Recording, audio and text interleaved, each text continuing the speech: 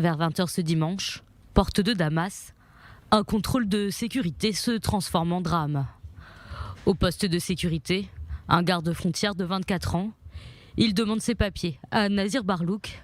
L'homme a 19 ans, originaire de Ramallah. Il est en situation illégale en Israël.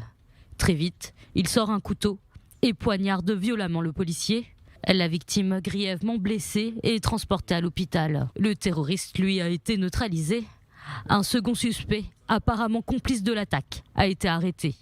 Heureusement que l'incident était géré par des policiers et non des civils. Je suis persuadé qu'un incident très grave a été évité. Le terroriste aurait pu poignarder sur les marches de la porte de Damas ou dans la vieille ville. 1 heure plus tard, dans la localité de Tekoa, en Cisjordanie, Moussa Matala, 18 ans, a tenté de s'infiltrer dans une maison de l'implantation.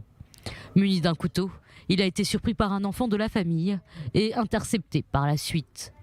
Une vague de terreur qui ne cesse de s'amplifier. Face à la situation, le Premier ministre israélien Naftali Bennett a convoqué une réunion d'urgence dans la soirée.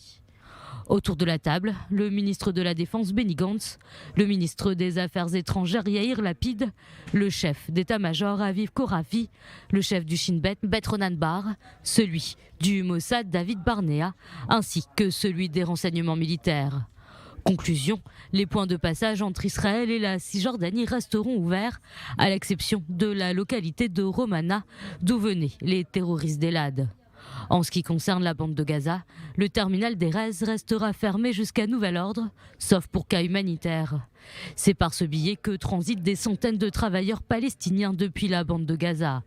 Une mesure répressive destinée à faire passer un message au leader du Hamas, Yeri Sinwar. Tant qu'il incitera aux attaques à la hache, les sanctions économiques sur les civils seront maintenues.